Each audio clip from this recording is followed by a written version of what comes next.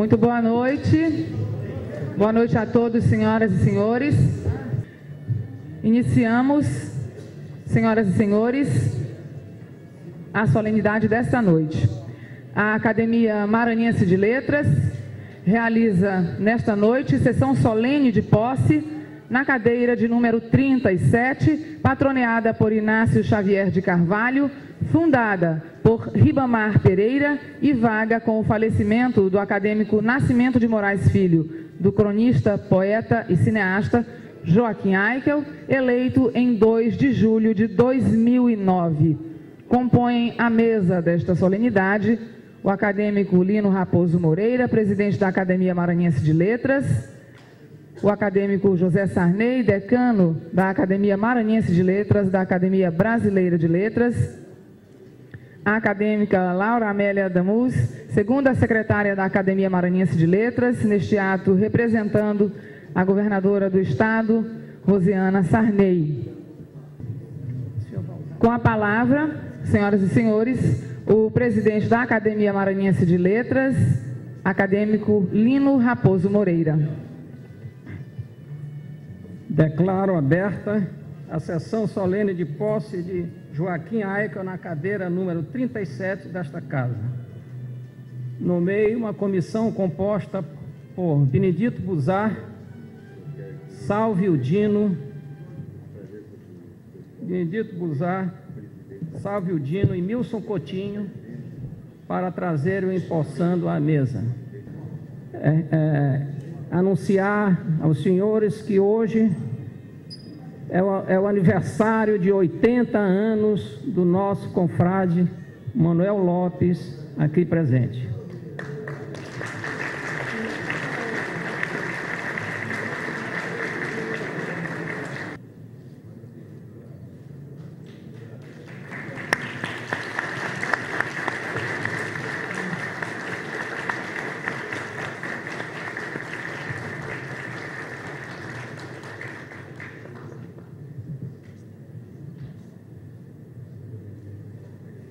Só para levantar de novo.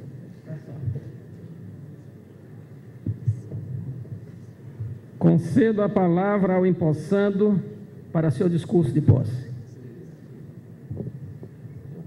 Senhor presidente Lino Moreira,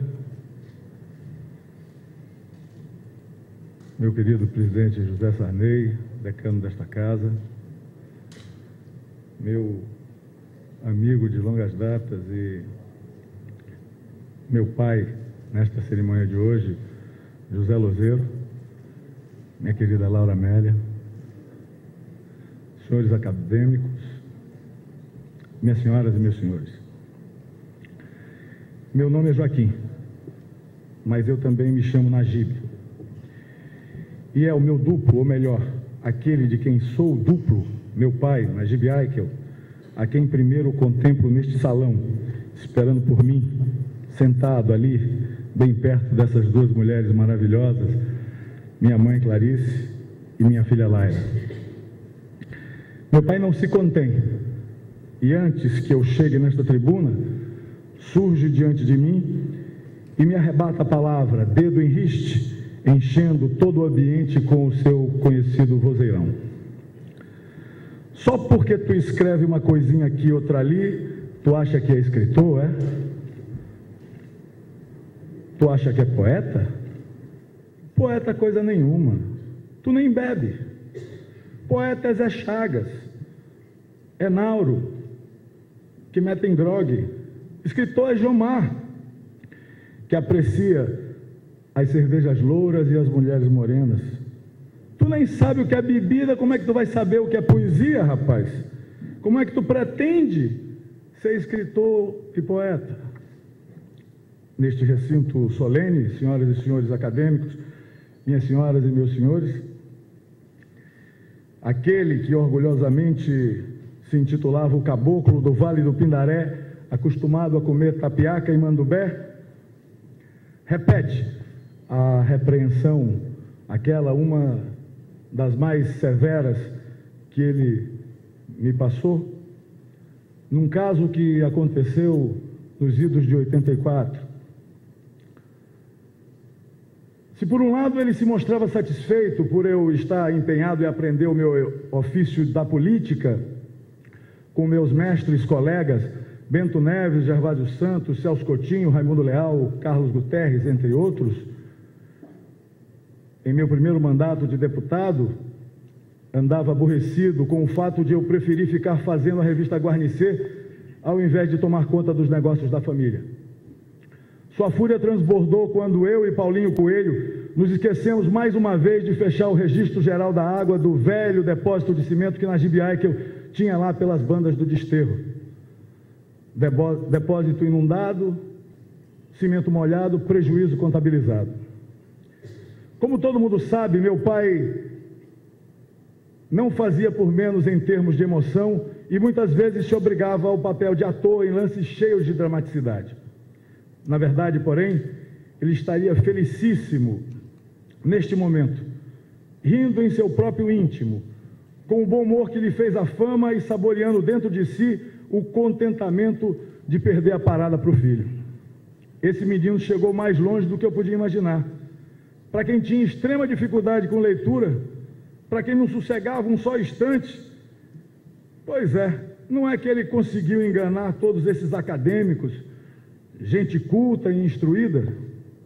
Era assim que meu pai fingia que pensava, mas ele estaria orgulhoso, orgulho que só encontraria repique no júbilo deste seu duplo, aceito membro da Academia Maranhense de Letras, acolhido por figuras da envergadura do presidente José Sarney, de amigos dele, que foram professores de seu filho, como José Maria Ramos Martins, Alberto Tavares, Zé Joaquim Ramos Filgueiras, Zé Carlos Souza Silva e Sebastião Moreira Duarte. Ele também se sentiria em casa ao contabilizar o número de colegas da Assembleia Legislativa e da Câmara dos Deputados com quem seu filho irá conviver, como Benedito Buzar, Salvio Dino, Evandro Sarney, Joaquim Itapari e Edson Vidigal. Com toda certeza, Najib Aikel brincaria com o seu querido Milson Coutinho e com o também desembargador Lorival Cerejo, recomendando-lhes: tomem conta desse menino, sentindo-se também envaidecido de ver seu filho compartilhar da mesma mesa que os amigos dele e do filho, José Maria Cabral Marques, Neiva Moreira, Biratã Teixeira, Carlos Gaspar, Hélio Maranhão, Montalverne Frota, Carlos de Lima, Américo Azevedo, Ivan Sarney, Valdemiro Viana, Laura Amélia e Manuel Lopes. Não sei ao certo se ele teve o prazer de conhecer José Lozeiro, Lino Moreira, Sônia Almeida, Joaquim Campelo, Antônio Martins, Clóvis Sena, Séries e Ronaldo Costa Fernandes, Alex Brasil, Magson da Silva, José Everton e Ney Belo Filho. Uns porque cedo foram morar fora do Maranhão, outros porque, sendo de outra geração e de outro meio, não tiveram contato com ele. Mas, em especial, quando visse aqui José Chagas e Jomar Moraes, contra os quais me comparou em total desvantagem, Najibão sorriria desconcertado, franziria a testa, morderia os lábios e choraria miudinho, escondendo a boca com a mão, certo que tamanha a glória desses nomes que dela, por simples contágio, algum tanto deverá sobrar para o seu filho. Minhas senhoras e meus senhores, a cadeira que a partir de hoje chamarei de minha na Academia Maranhense de Letras é de Inácio Xavier de Carvalho e de Ribamar Pereira, e pertenceu sucessivamente a Luiz Viana, Amaral Raposo e Nascimento Moraes Filho. Inácio Xavier de Carvalho, nascido em 1871, deixa a dúvida se era apenas uma pessoa. Nesta casa foi fundador e patrono. Ao mesmo tempo em que é do Maranhão, é do Amazonas e é também do Pará. Andou ainda por Minas Gerais e, por fim, encontrou a imortalidade no Rio de Janeiro em 1944, próximo de completar 73 anos. Formado em Direito pelo Recife em 1893, exerceu as funções de magistrado, jornalista, professor de literatura. Sua obra em livro compõe-se apenas de 3 títulos, que poucas páginas se estendem: Frutos Selvagens, Missas Negras e Parábolas Parabolas. Parábolas Parabolas é do Pará, de 1919, e é logo aqui arrolado por suas características, que não nos ocupam em maior análise. Não se trata de um livro em sentido próprio, é apenas um folheto de 32 páginas, composto de 6 poemas, 5 alegorias e um soneto em homenagem a Rui Barbosa. Frutos Selvagens é de São Luís, 1894. Um dos poucos resultados positivos da época de efervescência vivida entre os fins do século XIX e princípio do século seguinte, segundo a avaliação do mestre Jomar Moraes. Missas Negras é de Manaus, 1902, e constitui desta vez não apenas o que de melhor escreveu o poeta Inácio Xavier de Carvalho, mas também em uma fotografia das mais vivas de uma época de transição, de intervalência e sobreposição de estética, de esgotamento e ânsia sem rumo, tempo de maré vazante à espera de Cisígia, que entre nós, por amor ao nosso isolamento, tardou em meio século, até a geração de Tribus e Goulart. Como já dito, Xavier de Carvalho realiza a obra de mimetismo tardio, não só em relação às matrizes francesas em que se inspira, mas também em face ao simbolismo retardatário de portugueses e brasileiros. Os 37 poemas que fazem suas missas negras, sem hóstias e sem vinho, povoam-se de revoltas supremas, crenças apagadas, risos pretos, pecados brancos, alvas grinaldas, mágoas, quimeras, desventuras, bando esquelético de crenças, sonho nude descrente, estranhas rotas, másculas derrotas, substantivos e adjetivos todos em maiúscula, conforme exigia o tributo da importação provinciana que o poeta se obrigava. O título Missas Negras lembra o de Missal, de Cruz de Souza, poema de 9 anos antes, e aparece quando já estão mortos o próprio Cruz de Souza, Mallarmé, Antônio Nobre e Verlaine. O grande Antônio Lobo não compreendeu e não fez boa recepção à literatura representada pela aluvião finissecular de nossos pós-românticos, simbolistas, impressionistas, decadentistas. Prova disso é a carta que escreve em 1908 ao jornalista Sebastião Sampaio, a qual deu muito o que falar. Eis em que termos o mestre maranhense exara sua crítica a Missas Negras. Livro filiado à corrente simbolista, tal como andou em geral compreendida a prática no Brasil, isto é, consistindo quase que essencialmente no culto exagerado do disparate, na ideia e na forma. E foi exatamente essa preocupação de escola que, a meu ver, prejudicou sensivelmente o trabalho do poeta, sem dúvida alguma, de produzir obra muito mais valiosa, se em tempo se houvesse libertado dos esterilizantes empecilhos que tal preocupação irresistivelmente lhe opôs à elaboração estética. Antônio Lobo, o mais vigilante e atualizado de nossos intelectuais, cuja percepção do que representasse literatura, como de qualquer um naqueles tempos, pautava-se pelo figurino francês, não conseguiu absorver os padrões renovadores provenientes da mesma França, já desde Baudelaire em As Flores do Mal. Sendo homem de temperamento enfermiço, para quem a polêmica constituiu uma espécie de compulsão erógena, leve-se em conta que a sua apreciação sobre Xavier de Carvalho se faz em clima de mútua desavença. Palavras de Antônio Lobo em meio a tal polêmica. O autor de Missas Negras tem um talento especial para troçar e descompor em versos. Mas também é só. Tirando isso, o rapazinho é de uma imperícia de fazer dó, quer se exprima em linguagem métrica, quer não. Na prosa, é o mesmo descalabro e a mesma lástima. Se o moço se quer exprimir em linguagem sem metro e sem rima, ou é para se dar o desfrute, ou para dizer tolices. Ora, senhor Antônio Lobo, que pretensão a sua, a de um espírito nulo e acanhado, coérico e paranoico, um doente físico, o qual basta para torná-lo irresponsável pelo que diz e escreve. Rebate Xavier de Carvalho, negando a crítica de seu oponente, lembrando que Guerra Junqueiro o saudou como camarada literário e que sua poesia foi recebida amigavelmente no mundo das letras por José Veríssimo, Arthur Azevedo, Medeiros de Albuquerque, entre outros. 2 anos depois dessa polêmica, Antônio ainda reafirma sua incompreensão pela estética simbolista e sobre a poesia de Inácio, diz em Os Novos Atenienses: é, incontestavelmente, uma organização poética de primeira ordem, de um alto poder de idealização e de expressão estética. Sabe aos seus temas emotivos aplicar com maestria todos os recursos técnicos de sua arte.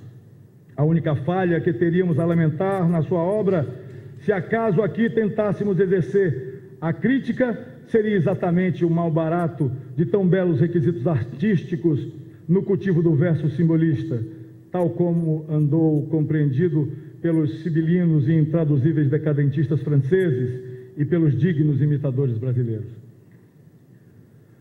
O tempo sempre mudando, passava e passava. Agora era o tempo de Freud, de Joyce, de Pound e de Proust. De fundador da Academia a titular da cadeira número 9, Inácio Xavier de Carvalho foi transformado em patrono da cadeira 37, fundada por José de Ribamar Santos Pereira. Não podendo encarnar na voz do barítono que foi Ribamar Pereira, para aqui solfejar as 217 poesias que, segundo Mário Meireles, deixou musicadas em o primeiro ocupante da cadeira 37, algumas inclusive traduzidas para o francês, o espanhol e o italiano, ele certamente me desculpará que aqui lhe faça este rápido aceno biobibliográfico.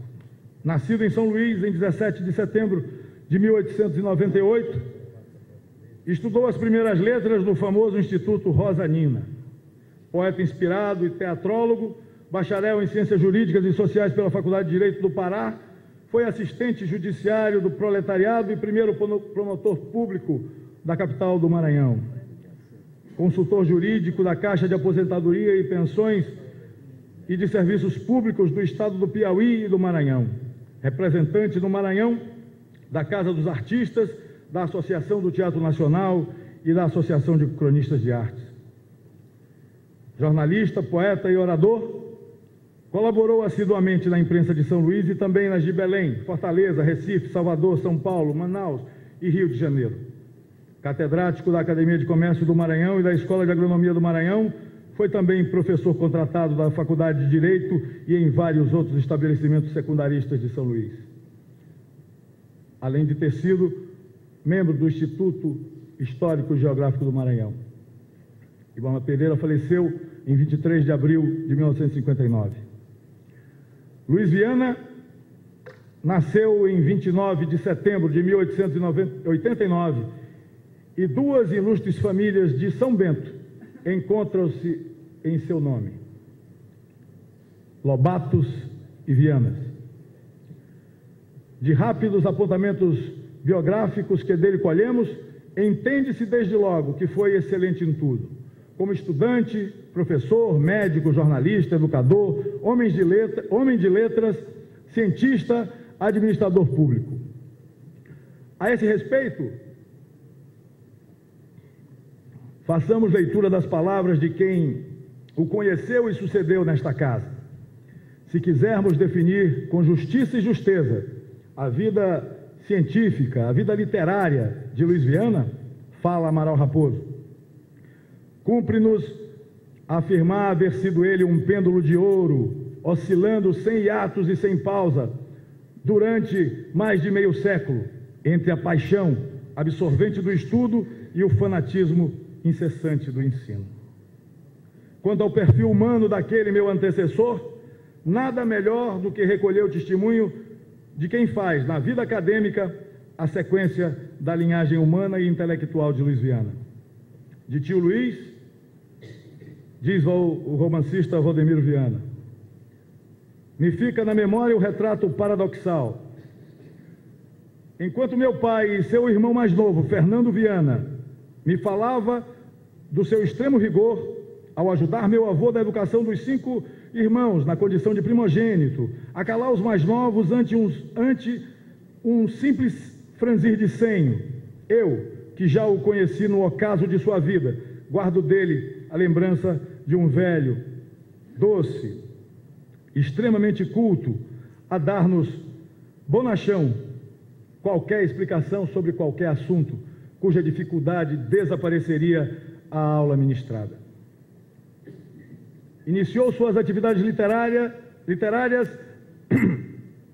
com o livro de crônicas O Dia, lançado no Rio de Janeiro, do qual não tenho quaisquer notícias.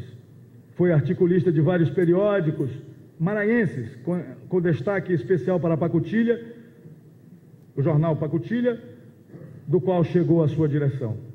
Poeta esparso, deixou alguns sonetos de lavra rebuscada e métrica perfeita. Tive a oportunidade de ler-lhe alguns contos eróticos ainda na flor da idade. Aos 12, 13 anos, são palavras de Valdemiro Viana, não são minhas não, que me serviram como incremento de fantasias de toalete.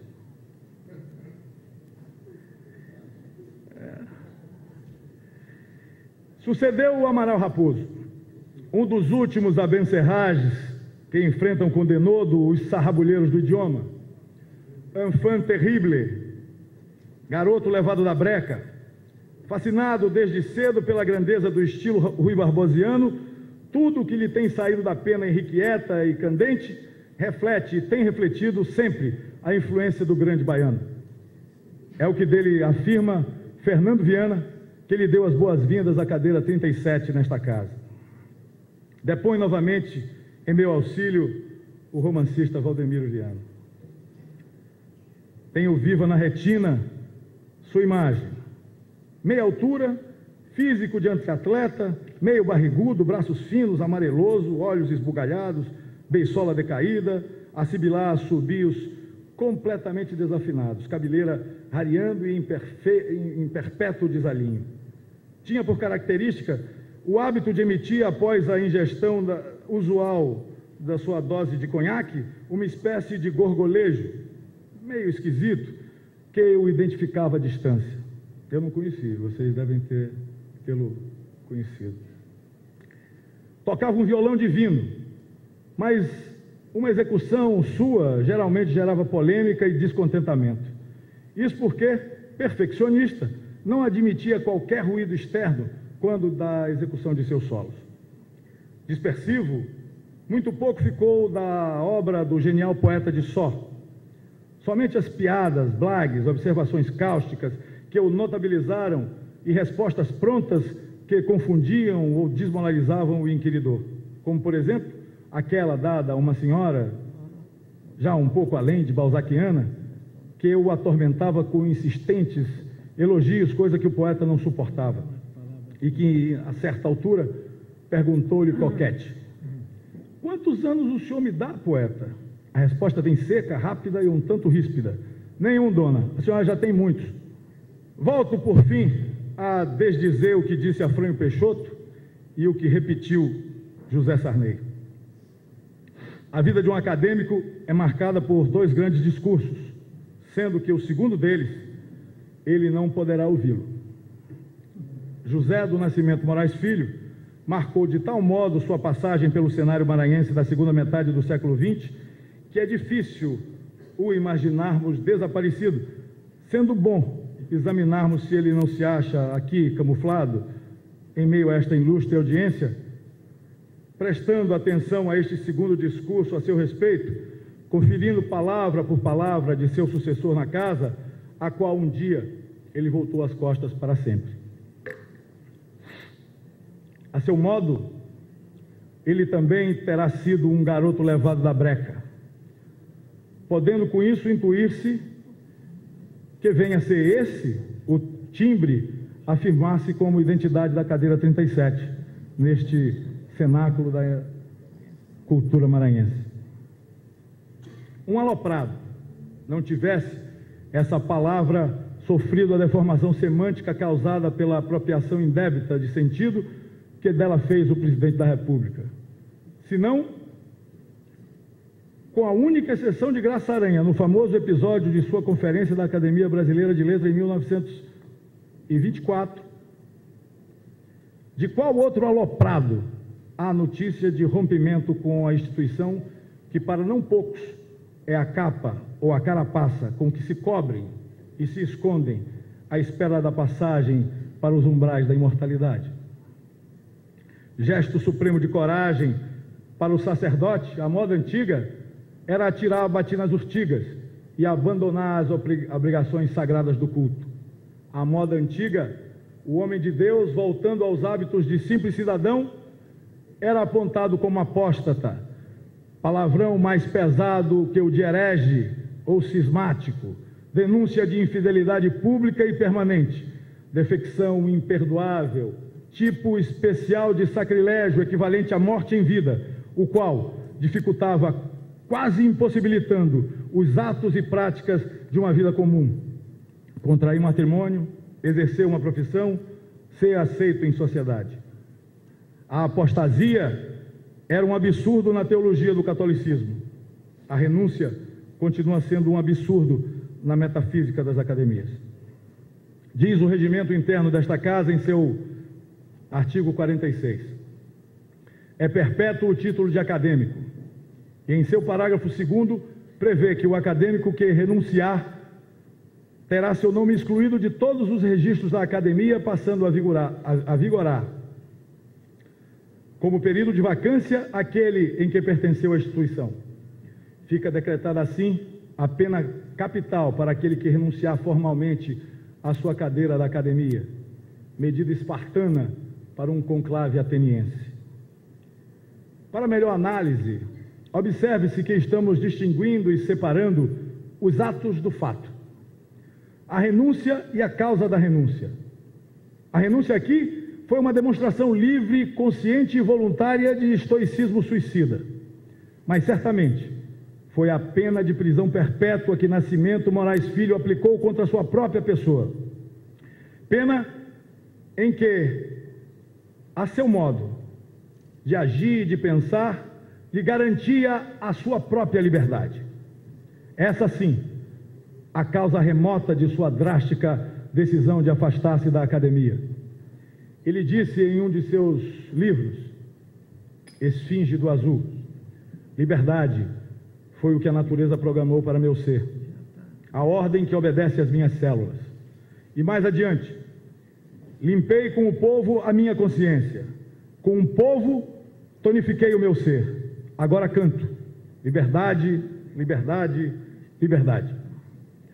Não foi sem exercitações antecedentes que a trajetória de Nascimento Moraes Filho culminou com sua morte neossocrática acadêmica aqui nesta outra velha Atenas. Eu sou um lutador. Esta frase, tantas vezes repetida por seu ilustre pai, e que até ontem líamos colada ao busto daquele grande jornalista na Praça do Panteão, a seu filho também é repassada através da bagagem cromossômica como súmula de sua agitada biografia. José do Nascimento Moraes Filho nasceu em São Luís a 15 de julho de 1922. Sua forte vocação de agitador de ideias, eu repito palavras de seu primo Jomar Moraes, revelou-se muito cedo, quando na liderança de um grupo de jovens e com a participação de figuras consagradas da cultura maranhense, fundou e dirigiu o Centro Cultural Gonçalves Dias, sem dúvida o mais importante movimento cultural de São Luís da década de 40. Que, diga-se de passagem, fizeram parte Ferreira Goulart, Bandeira Tribuzzi, Lago Burné, Dagmar de Esterro, Vera Cruz Santana, José Filgueiras, José Bento Nogueira Neves, entre outros. Fala agora um de seus colegas daquelas priscas horas, Lago Burné. Sempre considerei Zé Moraes e Bandeira Tribuzzi os polos fundamentais de nossa geração. Moraes nos ensinou a cultivar os clássicos. Tribuzzi, sem desprezá-los, nos acenou com a viabilidade de novos rumos. Mas ambos tinham e ainda têm a visão do social, do caso literário. Ambos sabiam e ainda sabem que não se faz literatura sem povo, porque, em última instância, é para o povo que a arte se destina e é do povo que ela nos chega em estado bruto. A formação desse líder sucedeu-se de forma tumultuária como o correr de seus dias. A exuberância de seu espírito não lhe deixou tempo, nem paciência, para a realização de estudos intensivos, sistemáticos e aprofundados em qualquer campo do saber. Em mais de um de seus livros, ele mesmo deixava esculpido o próprio perfil intelectual. Por natureza, formação e tradição de família, poeta, professor, prosador. Por acaso, fiscal de rendas do estado do Maranhão. Função que também, por acaso, foi encontrar e conhecer um outro Nascimento Moraes Filho, o folclorista, como ele gostava de falar. Sua obra versificada compreende Clamor da Hora Presente, que da estreia em 1955 chegou a 4 edições até 92. Azulejos, de 1963, e Esfinge do Azul, com 2 edições, uma em 1972 e a outra em 1996. Preciso aqui contar-lhes uma história. Nascimento Moraes era mais um daqueles amigos de meu pai, para quem ser amigo não precisava comungar das mesmas ideias políticas. No começo de tarde, depois de uma manhã acalorada de debates, em uma daquelas sessões movimentadas, que tem hora para começar e não tem hora para acabar, na Assembleia Legislativa, eu, então, deputado, chegando ao prédio onde funcionava o Guarnicê, obrigatoriamente tinha que passar por dentro do depósito de material de construção de meu pai, encontro ele conversando com Zé Moraes. Parecia que estavam lá há horas. Zé Moraes se levantou e me disse que estava esperando que eu chegasse para tratarmos de um negócio. Subimos e ele falou que precisava relançar um livro. Assim, preciso relançar um livro. E gostaria de saber se nós, do Guarnicê, toparíamos essa empreita. Foi aí que nós passamos a ser mais próximos. Fizemos uma edição de Clamor da Hora Presente. Foi uma edição pobre, facsimilar, realizada pelas edições Guarnicê, nome que reunia um grupo de jovens da década de 80 que perseguiam a arte em prosa, em poesia, em música, em cinema, enfim, em tudo que nos pudesse fazer sentir. Zé Moraes conseguiu o papel da capa com um amigo. Eu consegui o papel do miolo com outro e comprei filme e chapa com meu soldo de deputado. Cordeiro Filho, o cartunista, fez os desenhos. Paulinho montou e Arildes imprimiu na nossa velha Ricó de mesa. Levamos o material para cortar no sempre Salvador Cioge, mestre Jomar, que muito ajudou a literatura do Maranhão durante muito tempo. Maria, França e Paulinho e eu alciamos o livro e Bacabal encadernou e colou o trabalho.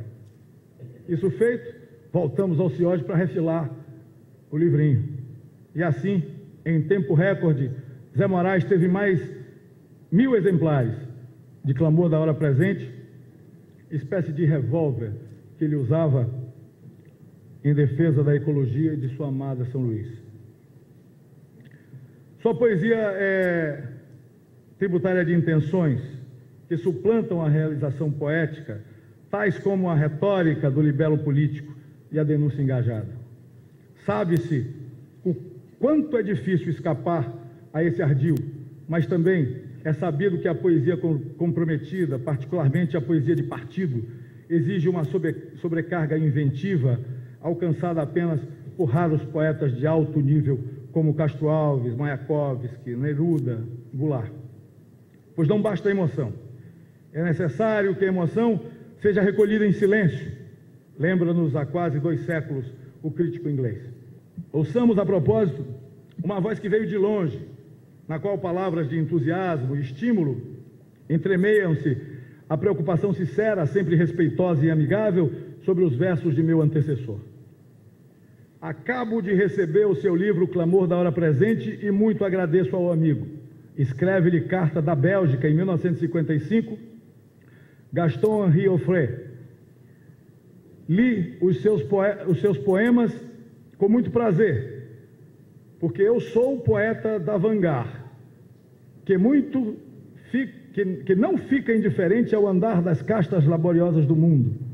Saúdo no meu amigo um jovem poeta do povo, um desta falange de escritores progressistas que tem a coragem de suas ideias e escreve a sua mensagem em nome do povo e dos trabalhadores espoliados pelos capitalistas. Talvez a poesia do amigo não tenha sempre o voo sublime. Não importa. O que conta é a ideia.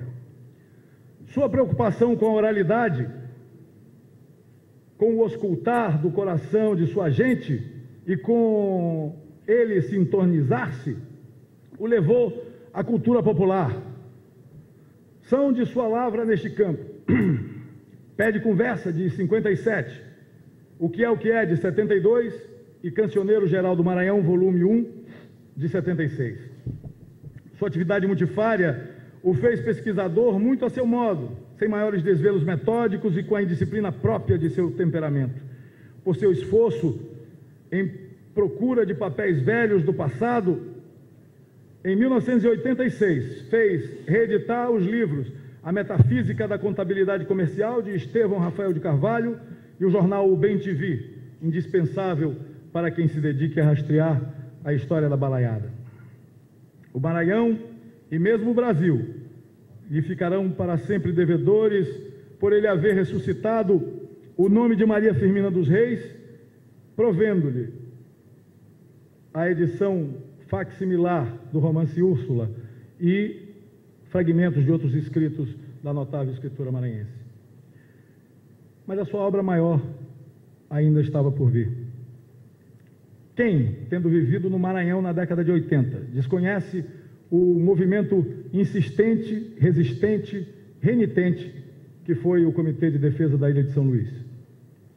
Difícil engendrar uma iniciativa mais ao gosto de José do Nascimento Moraes Filho, de sua opção ideológica, pela qual ele exerceu a sua liberdade, pelo qual sobrepujou-se de suas humanas proporções, agigantou-se como paladino da causa ecológica, da qual naqueles tempos mal se tinha notícia. O gigante assim constituído vestiu-se em pele de leão e deitou a sua ira sobre o deserto de nossa indiferença. O poeta arrebatou-se em fúria de profeta, passou a alimentar-se de gafanhotos, voltou-se furibundo contra uma poderosa multinacional e contra o governo, que lhe fazia concessões, para ele, no mínimo, desnecessárias e descabidas. Ele soube arregimentar adeptos, sobretudo entre os mais jovens. Atacou, foi contra-atacado, fez comícios, passeatas, manifestos. Bradou aos quatro ventos e bateu às portas dos tribunais, onde mesmo quando perdia, sagrava-se campeão.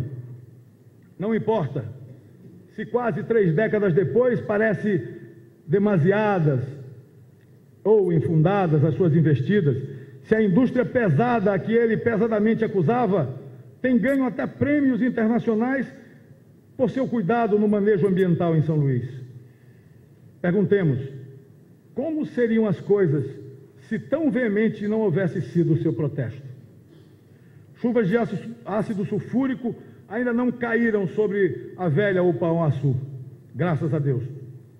Talvez devamos isso a José do Nascimento Moraes Filho.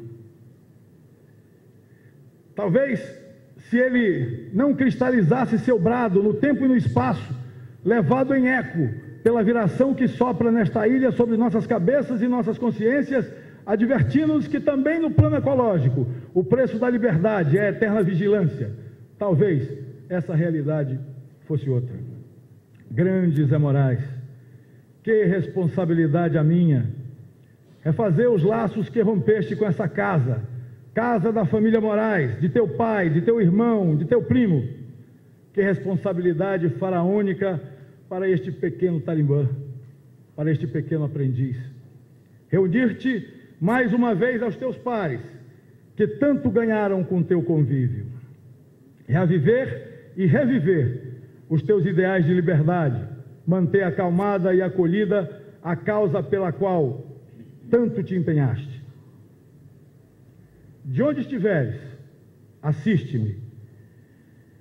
Dai-me forças que tivestes, para que eu também me agigante a mim mesmo e seja fiel ao teu compromisso. Em minha toada de chegança a este recinto, lembrei meu pai. Permitam-me agora que a encerre prestando homenagem a uma outra pessoa, uma das quais mais quero bem nesta vida, Dona Clarice Pinto Aicker, minha mãe, que completa exatamente hoje 80 anos.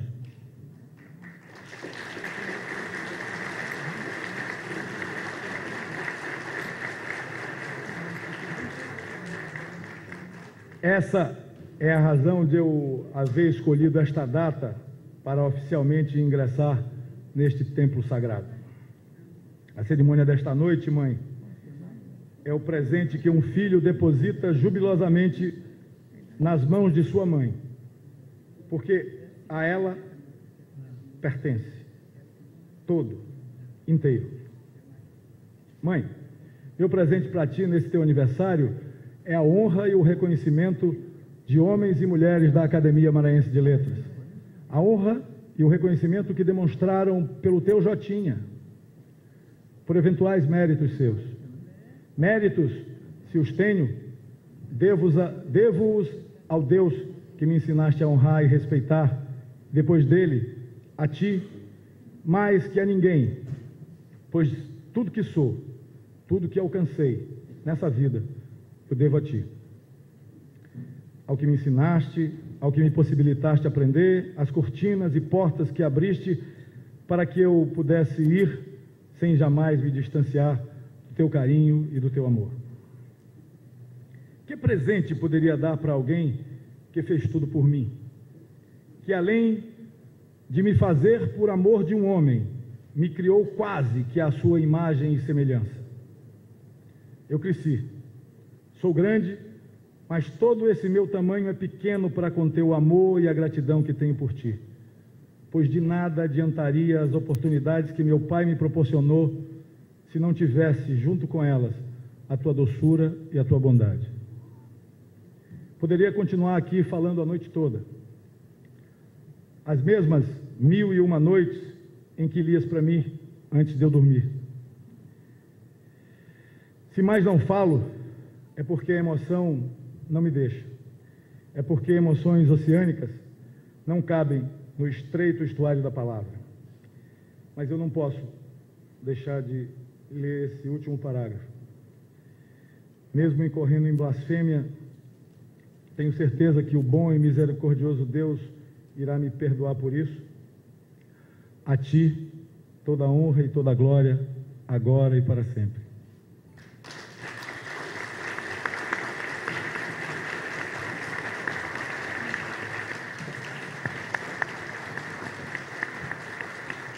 Dando continuidade à sessão solene de posse desta noite, ouviremos o acadêmico Lino Moreira, presidente da Academia Maranhense de Letras, que dará posse a Joaquim Aicker. Declaro empossado Joaquim Najib Pinto Aicker na cadeira número 37 da Academia Maranhense de Letras. Posição das insígnias acadêmicas e em seguida fará a entrega do diploma de acadêmico ao empossado Joaquim Aicker.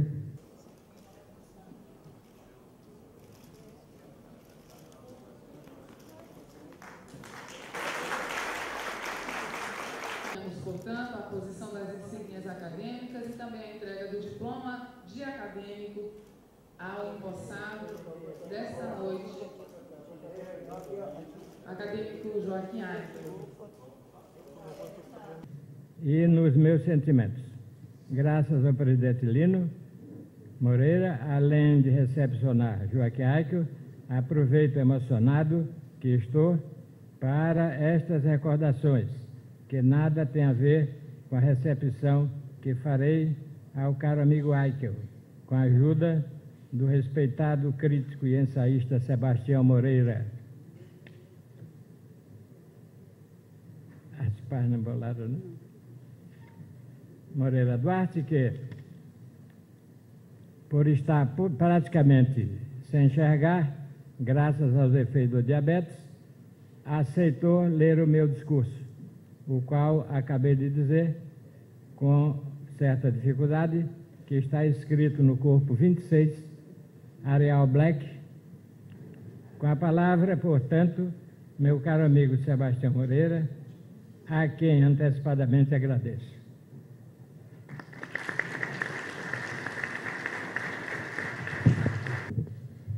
Senhor presidente, egrégio presidente Sarney, distintas autoridades, meus confrades acadêmicos, minhas senhoras e meus senhores.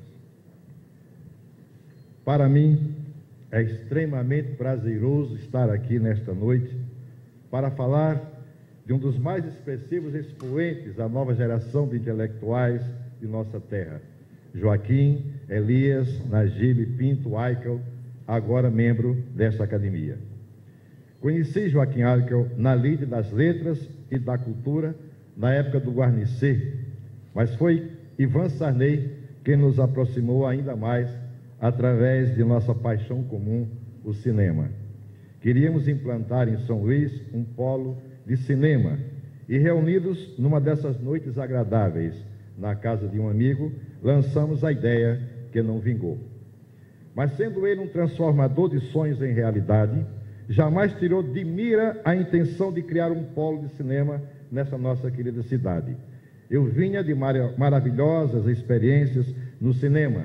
Havia feito os roteiros cinematográficos de Lúcio Flávio, Passageiro da Agonia, e de Infância dos Mortos, que resultou no filme Pichote, ambos baseados em romances de minha autoria e dirigidos no cinema pelo argentino Héctor Babenco.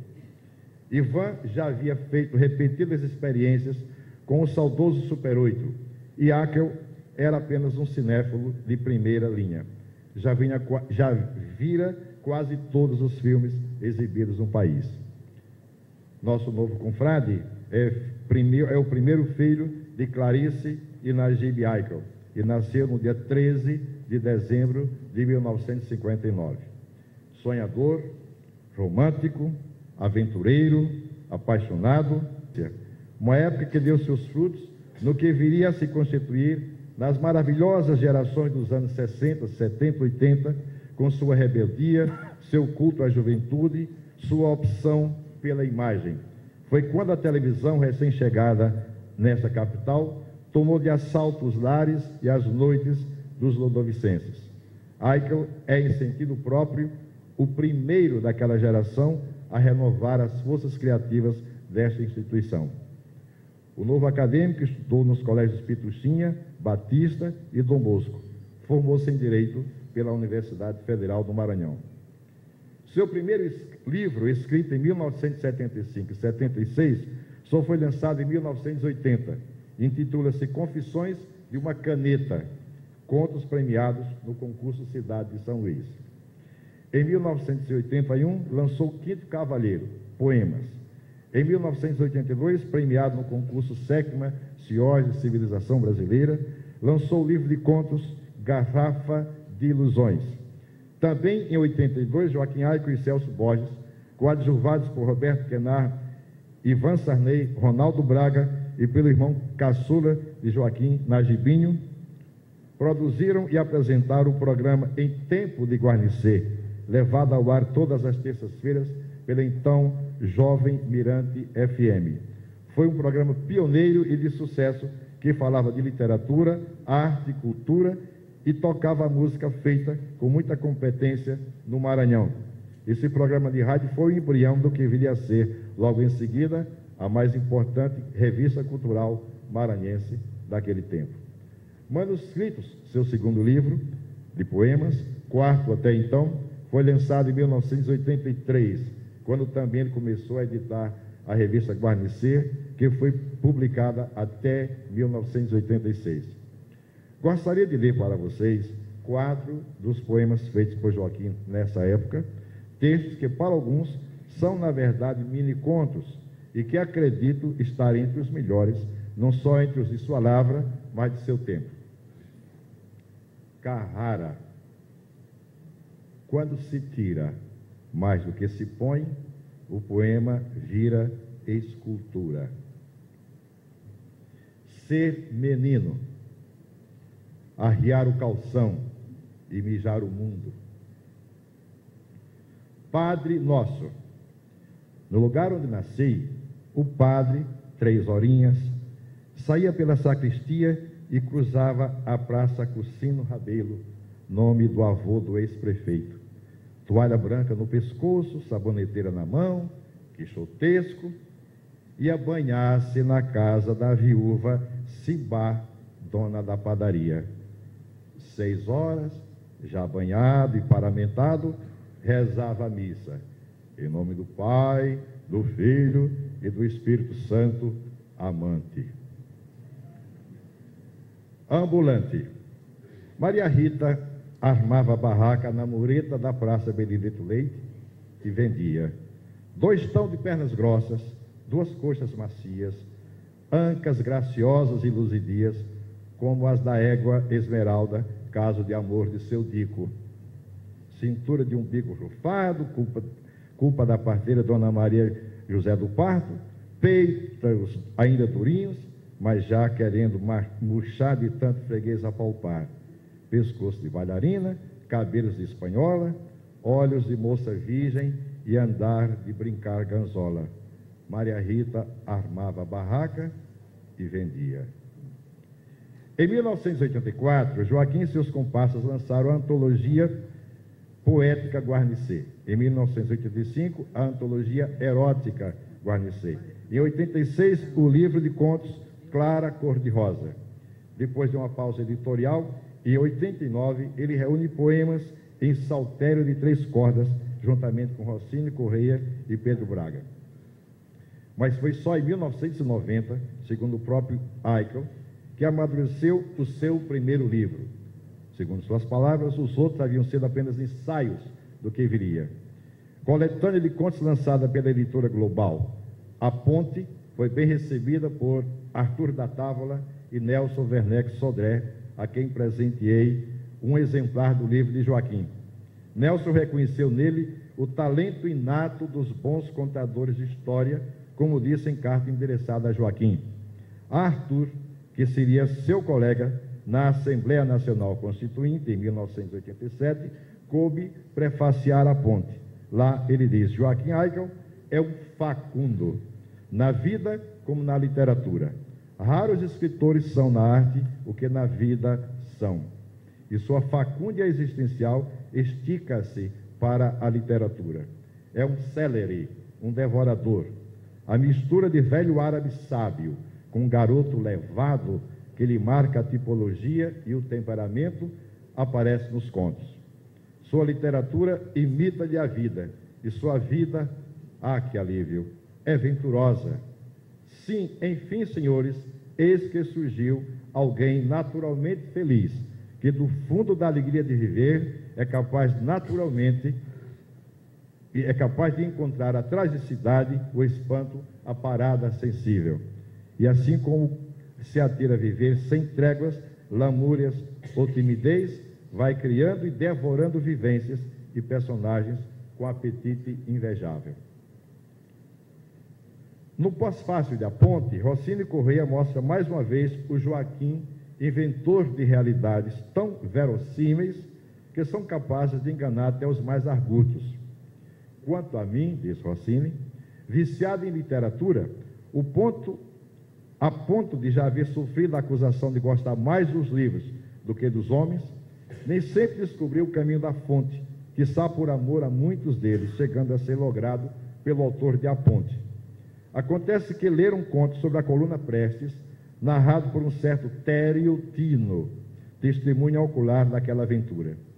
Encontrando o escritor em uma manhã de sol tropical, entre ladeiras e sobrados, lhe perguntei como e onde poderia entrevistar o tal personagem, que ele, em uma nota de pé de página, dissera estar vivo, com 70 anos, no asilo de medicidade de São Luís. Como eu poderia perder a oportunidade de conhecer um herói popular, vivo e mendigo, relacionado à coluna Prestes? Percebendo que eu, um historiador, confundira totalmente as fronteiras da verdade e da fantasia, Joaquim Aico explodiu em uma gargalhada. Passando ao campo da cinematografia, Joaquim produziu o filme The Best Friend, O Amigão, que conquistou os prêmios de melhor filme do júri popular e melhor filme de cineasta maranhense do júri oficial do Festival Guarnicê de Cinema e Vídeo, realizado pela Universidade Federal do Maranhão em 1984. Naquele mesmo ano, participou de um concurso de roteiros para cinema, promovido pelo Departamento de Assuntos Culturais da UFMA, no qual mereceu menção honrosa. Mas para ele, o mais importante daquele evento foi o comentário de um dos jurados, José Chagas, hoje seu confrade, que confessava não estar preparado para ler um roteiro apresentado da forma técnica como aquele foi apresentado. Chagas disse mais: tinha certeza que ali havia uma história com potencial incrível para ser contada em forma de filme. É que Joaquim havia contado o livro de Doc Comparato sobre como fazer filme, como fazer roteiro para cinema e televisão, e preparou a adaptação de um conto seu, com roteiro técnico, marcação de câmera, iluminação e sequência, não se atendo apenas ao argumento literário e à sinopse cinematográfica. Tratava-se de A Vingança, que está em seu livro Garrafa de Ilusões. Joaquim tentou realizar o respectivo filme, mas não o conseguiu por dificuldades técnicas e porque, naquela época, não havia no Maranhão uma atriz com desprendimento e desnudamento bastantes para desempenhar determinado papel desprovidas de qualquer pano. Mas Joaquim é incansável. Descansa carregando piano. Dorme com o olho aberto para não perder o momento que passa. Em 2003, na comemoração dos 20 anos da revista Guarnicê, a Clara Editora e as edições Guarnicê publicaram o Almanaque Guarnicê, espécie de ensaio, entrevista, reportagem, a cargo de Félix Alberto Lima, na qual vem narrada a trajetória do semanário e a de seus idealizadores. Também em parceria com a Clara Editora, Joaquim lançou naquela ocasião uma coletânea de seus melhores artigos publicados no site da Clara Online. E como já está demonstrado que a sua invenção, através da imagem cinematográfica, está associada às artes de sua criação literária, façamos a passagem de um terreno para outro, com o que lançaremos mais luzes sobre o perfil multifário de Joaquim Aico. A modo de aperitivo, assinalemos que o inquieto e indisciplinado Joaquim valeu-se da ajuda de diversos amigos para fazer, em Paço Lumiar, em 2008, o curta-metragem Padre Nosso, poema que eu acabei de ler, de 58 segundos, baseado em um poema de sua autoria. Curiosa traquinagem, porém, foi a do primogênito de Najib Aico, a qual culminou com a realização, também em 2008, de um antigo sonho seu, roteirizar, produzir e dirigir um filme baseado no conto Pelo Ouvido, por ele escrito nos anos 80 e publicado em seu livro A Ponte. Esse conto foi dado a público pela primeira vez de modo insólito e singular, como não raro acontece com fatos e façanhas da história pessoal desse habilidoso carcamano Aico. Contemos o fato pela palavra de Félix Alberto Lima. O escritor gaúcho, Caio Fernando Abreu, veio a São Luís ministrar uma oficina de conto para jovens poetas, escritores, jornalistas e universitários maranhenses. Organizado por Tereza Nascimento e Thelma Rego, o evento contou com a participação de Antônio Carlos Alvim, Raimundo Garrone, Wilson Marques, Paulo Melo Souza, Luiz Inácio, Moisés Matias e Marilda Mascarenhas, entre outros. Uma semana de exercícios literários e leituras de textos de Machado de Assis, Lígia Fagundes Telles, Clarice Lispector, Dalton Trevisan, etc. Cada dia um conto indicado por alguém da oficina, com uma posterior rodada de comentários. No penúltimo dia do curso, Joaquim Aico sugeriu a leitura em grupo do conto Pelo Ouvido, de David Lynch, o diretor e roteirista norte-americano. Lido o conto na oficina, a maioria do grupo, inclusive o próprio Caio Fernando Abreu, reconheceu escancaradamente traços cinematográficos que ligavam o texto a experiências anteriores do soturno diretor de Veludo Azul, Coração Selvagem e Twin Peaks. O conto, ambientado em Georgetown, bairro de Washington, tem como personagem Chuck e Kate. No dia seguinte, o constrangimento foi geral. Soube-se que o conto, pelo ouvido, era de Joaquim Eichel e não de David Lynch. Transmudado para o Código da Imagem em Movimento, pelo ouvido foi selecionado para mais de 120 festivais de cinema no Brasil e no exterior. Esse filme é de 2008. Mencionemos alguns. O 12º Los Angeles Latino International Film Festival, o 34º Festival de Cine Ibero-Americano de Huelva, o Festival de Film du Monde, do Canadá, o Festival Internacional do Film d'Amour, da Bélgica, o European Independent Film Festival 2009, o Festival Internacional de Filme Independente de Hamburgo, o 30º Festival Internacional del Nuevo Cine Latino-Americano de Cuba, o 3º New Beijing International Movie Week. Quanto a prêmios em específico, pelo ouvido, ganhou nada menos que 12 até agora. Entre eles, o do melhor filme no 17º Concurso Ibero-Americano de Cortometragens de Cartagena, na Colômbia, o de melhor diretor no Boston International Film Festival, dos Estados Unidos, o prêmio especial do júri na Mostra de Cinema Latino-Americano de Catalunha, na Espanha. É que, ao ser transposto para o cinema, o relato de Pelo Ouvido ganhou vida e se transformou numa peça de rara profundidade psicológica, sem falar nas qualidades técnicas que o trabalho em imagem e sons alcançou.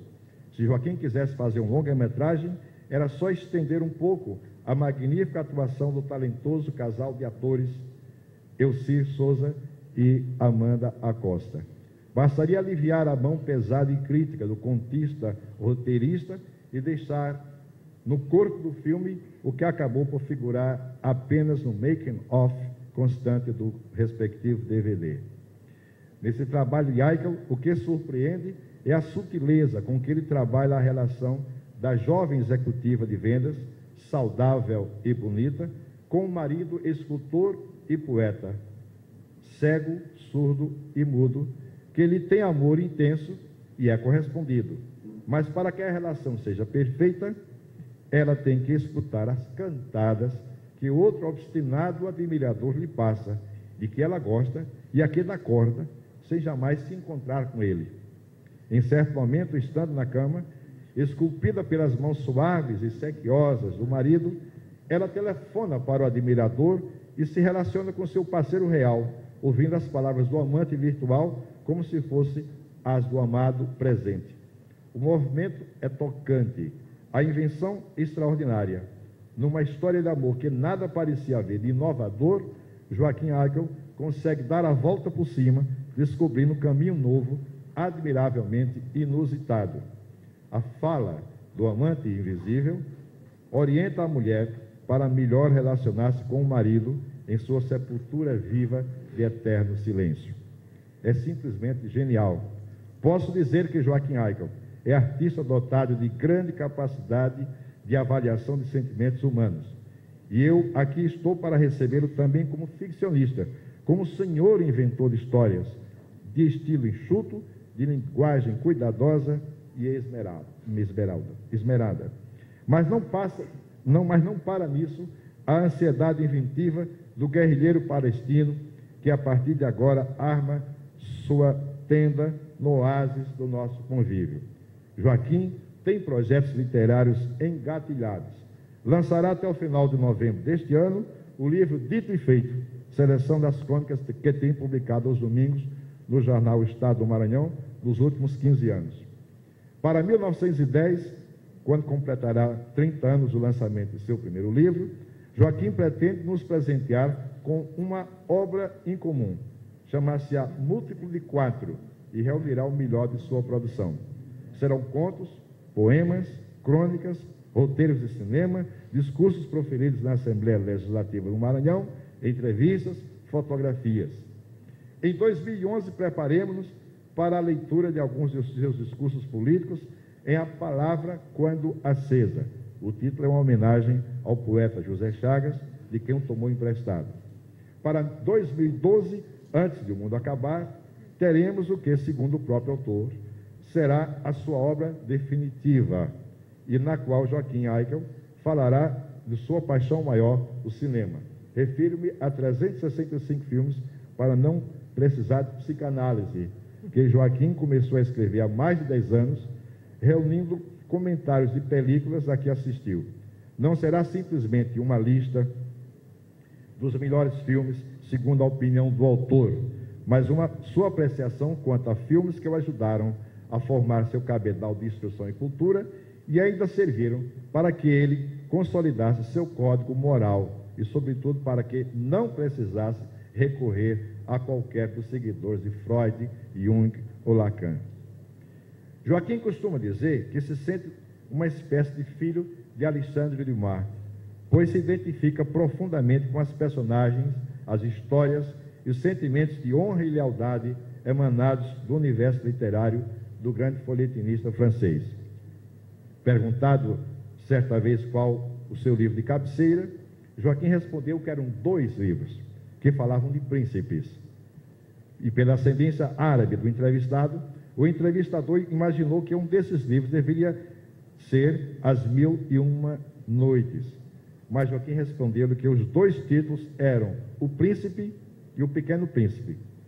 Principalmente, ele completou, por causa do capítulo 17 do livro de Nicolau, que discute o que seria melhor que fôssemos, amados ou temidos.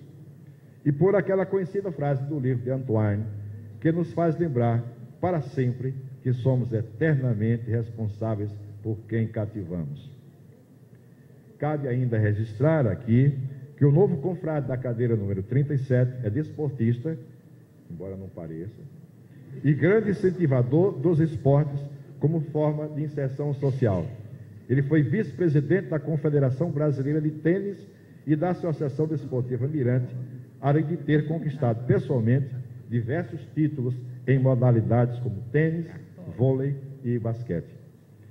Seu empreendimento mais obstinado consiste em consolidar a Fundação Najib Haeckel, entidade sem fins lucrativos que pretende acionar uma rede de televisão educativa via satélite voltada para o ensino formal e para a difusão cultural, a qual contará com 2 geradoras de TV, uma em São Luís e outra em Imperatriz. A mesma fundação também implantará em breve o Museu da Memória Audiovisual do Maranhão, o MAVAN, incumbido de preservar a memória de nossa gente e de nossa terra por meios audiovisuais. Para tanto, o Instituto do Patrimônio Histórico e Artístico Nacional já está restaurando, com recursos da União, conseguidos pelo deputado Joaquim Haeckel, junto à bancada federal maranhense, um prédio doado por ele, onde funcionava uma das empresas de seu pai e onde funcionará o museu. Observem bem como se movimenta esse dínamo gente que leva o nome de Joaquim Haeckel. Trabalhando com as mãos e com o espírito, imbuído da paciência dos beduínos na aridez do deserto, ele lutou, sofreu, resistiu, até chegar à implantação do magnífico projeto que vai acabar realizando o nosso velho sonho do Polo de Cinema de São Luís, desenvolvendo-o em torno do museu. Falei há pouco que Joaquim Haeckel representa bem a geração da imagem viva que em nosso meio se difundiu a partir da segunda metade dos anos 60. Outros fatores, no entanto, explicam-lhe a preferência pelo movimento, alimentada pelo caleidoscópio de talentos que é a sua personalidade em ação. Joaquim diz que disléxico foi salvo por sua professora particular, Terezinha, assim se chamava, escolhida cuidadosamente por Dona Clarice. Era uma jovem dedicada e delicada e talvez fosse capaz de lidar, só ela, com o temperamento elétrico do filho de Najibão, tido por todos como desassossegado por demais. A mestra notara que seu aluno obtinha melhor aproveitamento nos estudos quando ela se punha ao seu lado em condições de igualdade nas tarefas escolares, fazendo-o superar as dificuldades de leitura e o déficit de atenção, lendo para ele e com ele os livros ilustrados da biblioteca doméstica, despertando-lhe por essa maneira a curiosidade e a aventura do saber. A esse primeiro influxo educativo, some-se o exemplo de seu tio postiço Estênio, irmão de mãe Teté e mãe Loló, um incomparável pedagogo que invariavelmente, todos os sábados e domingos, levava o futuro cineasta e seu irmão ao cinema. Pode-se dizer que o que mais aprendeu Joaquim foi de tanto ouvir e tanto ver. Fiz antes também rápida menção ao deputado Joaquim Aicker. Foi outra aprendizagem, por osmose e simbiose. O acadêmico de hoje relembra que, menino, adorava ficar ouvindo as conversas dos mais velhos. Participava, assim, desde pequeno, da vida política e empresarial de seu pai, em meio a políticos do interior do estado e a empresários da capital. Vez por outra, o velho Najib tinha que arregalar os olhos na direção do filho, código cujo significado era: "Te sossega, rapaz". Muitas vezes, o gesto não adiantava de nada e o pai tinha que recorrer a dona Clarice: "Mãe, chama Joaquim, que ele já está aqui ouvindo conversa de gente grande". Dividido entre os estudos e a diversão, aquele rapaz só veio a trabalhar em 1978, quando passou assessor na Assembleia Legislativa, onde seu pai era deputado estadual. Naquele ano, participou decisivamente da campanha eleitoral. No ano seguinte, iria morar em Brasília, já seduzido pelo parlamento, ao qual servia seu pai, então deputado federal. De volta a São Luís, passou a ser oficial de gabinete do então governador João Castelo.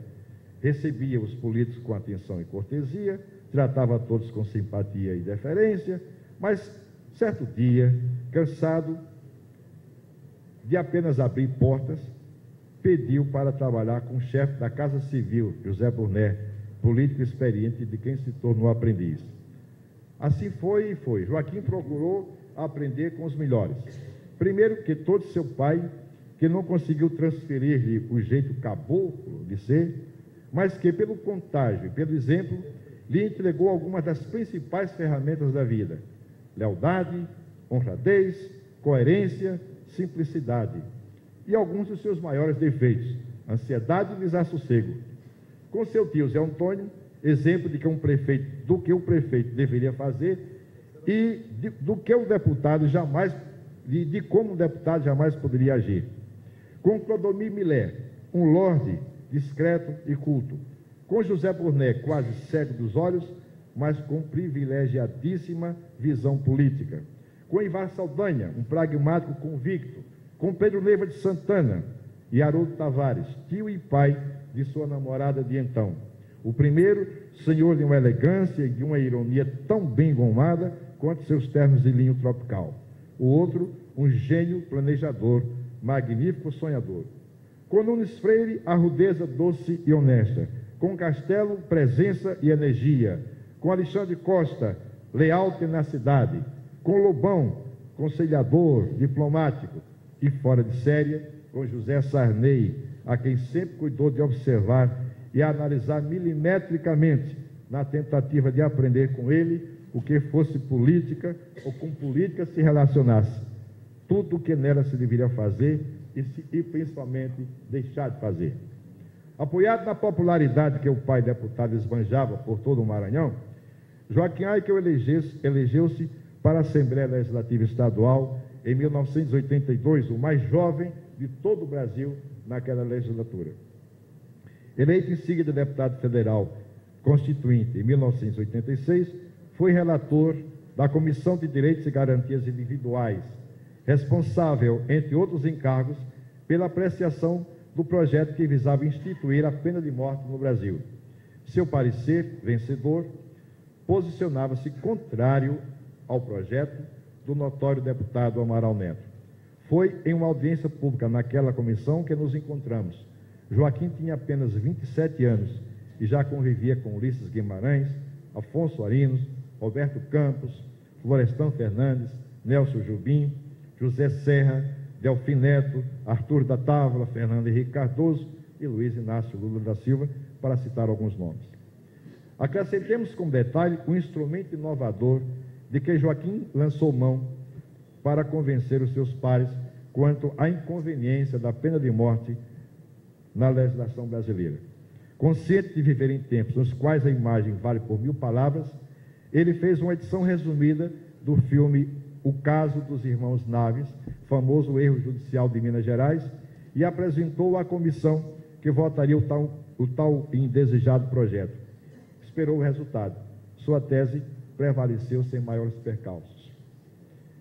Proveniente de emenda aglutinadora do relator da Comissão de Sistematização, pois vários constituintes apresentaram um projeto semelhante, é também da autoria de Joaquim a frase que abre diariamente os trabalhos nas duas casas do Congresso Nacional.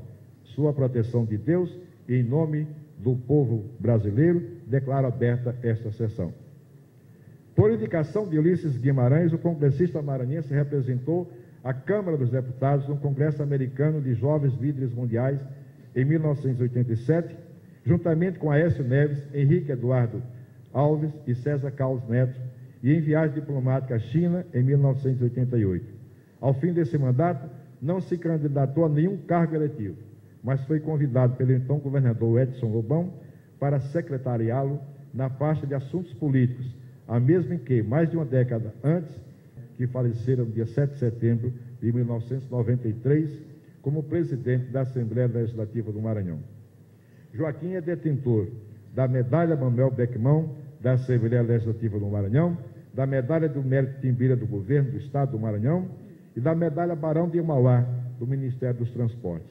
Cidadão honorário dos municípios de Pindaré Mirim, Santa Inês, Itapecuru, São Domingos do Maranhão, São Benedito Rio Preto, Vitorino Freire.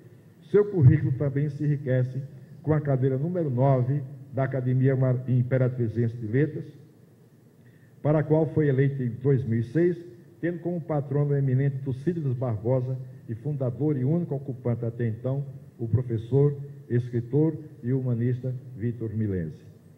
O Poder Legislativo do Maranhão continua a contar com Najib Aikel como representante de sua gente. Lá ele tem exercido cargos dos mais importantes, como a de primeiro secretário da Casa e membro efetivo da Comissão de Constituição, Justiça e Redação Final.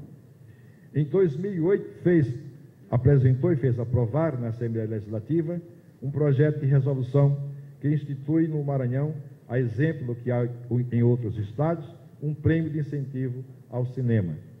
Declaradamente apaixonado por sua bela Jacira, o que não esconde ninguém, ele não para e continua fazendo planos para amanhã, sem deixar de realizar hoje aqueles que foram projetados ontem. Quando lhe perguntei sobre qual seria a sua obra mais importante e em qual das vertentes de sua vida mais se sentia realizado, ele me respondeu: minha melhor e mais bela obra é minha filha Laila. O melhor Joaquim é a pessoa, o amigo. É aí onde eu mais me realizo. É daí que provém tudo o que sou e tudo o que faço. Na última vez em que estivemos juntos, no Rio de Janeiro, onde Joaquim foi apresentar o seu filme Pelo Ouvido, em um importante festival de cinema, ele estava com as mãos sobre a mesa e Celton, filho do Serginho, que hoje é as minhas pernas, lhe perguntou o que significavam aquela tatuagem em seu antebraço esquerdo. Joaquim sorriu e disse para o menino que, como ele é extremamente hiperativo, aquilo era um poema. Celton arregalou os olhos. Como assim? Aí só tem sinais. Pois bem, depois que ele traduziu para mim e para o Celton aquele intricado código contendo 22 símbolos gráficos, os senhores têm esse papel à mão, tendo que esmiuçá-lo para mim, pois pouco ou nada eu pude ver em seu braço, já que estou ruim das vistas, depois que ele explicou o que estava escrito ali, nessa hora eu soube melhor definir Joaquim Aikel. E tenho certeza que vocês concordarão comigo depois de ouvirem o que está tatuado em seu braço e que passo a ler agora. Pode acompanhar com o papel que tem à mão. Chame a atenção. Faça uma pausa. A entonação demonstra sua intenção, seu pensamento, seu sentimento. Acompanhe com sinais, a lista de sinais em cima. Depois, uma pausa maior, que puxe outra ideia, ou relacione duas. Agora uma pausa ainda maior, uma parada. Cite, exemplifique, faça suspense, insinue, surpreenda, pergunte, depois mude de assunto. Isso sempre funciona. Valorize os coadjuvantes. Eles são mais importantes e necessários do que parecem. Comunique-se. Não se esqueça dos números, eles são indispensáveis. Nem das equações. Nada funciona sem elas. Maior é sempre igual a valor. O contrário nem sempre é verdadeiro. Não se esqueça, todo inteiro é feito de partes. Adicione, multiplique. Fazer a diferença é mais ou menos feito o infinito.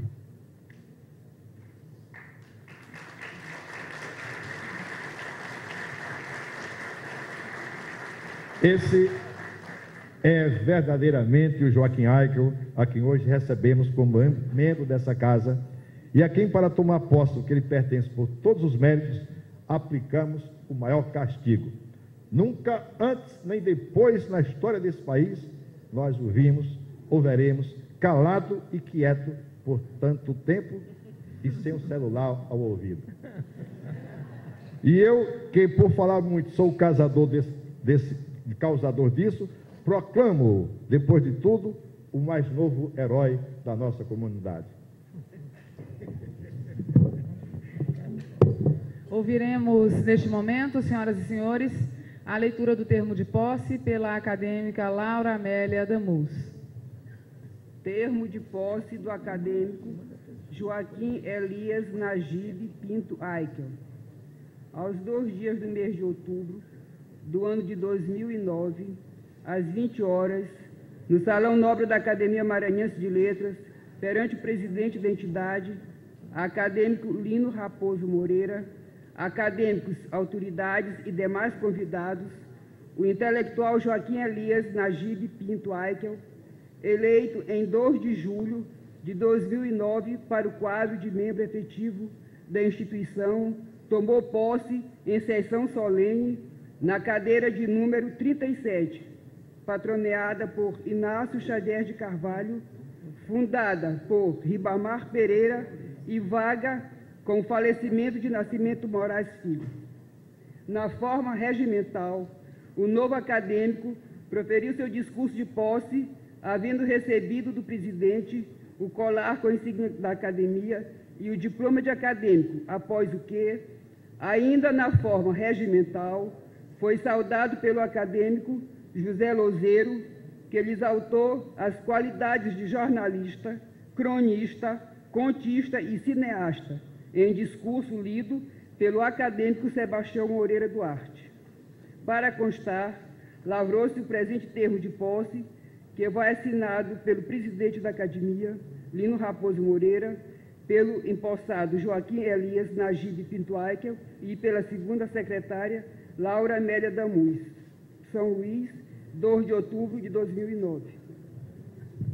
Acompanharemos a assinatura do termo de posse pelo presidente da Academia Maranhense de Letras, acadêmico Lino Raposo Moreira.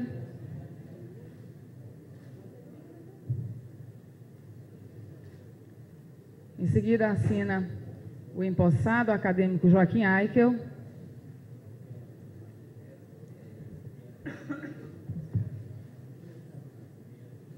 E assina a segunda secretária da Academia, acadêmica Laura Amélia Damus. Assinatura do termo de posse de Joaquim Aikel, na cadeira de número 37 da Academia Maranhense de Letras. Com a palavra, senhoras e senhores, o presidente da Academia, acadêmico Lino Moreira. Declaro encerrada a sessão, ao mesmo tempo que solicito aos presentes que permaneçam em seus lugares. Nós faremos agora uma homenagem aos aniversariantes de hoje. Em seguida, formaremos aqui os acadêmicos para a foto oficial. Finalmente, será servido coquetel. Mas agora, em primeiro lugar, vamos prestar esta homenagem. Eu peço que a família dos aniversariantes venham até aqui. Nós vamos ter esta homenagem. Em seguida, vamos ter a Temos foto o bolo oficial da aqui. noite. Temos um bolo aqui para o parabéns. minutos. E A em família, seguida, Afonso, por favor, Afonso Lopes.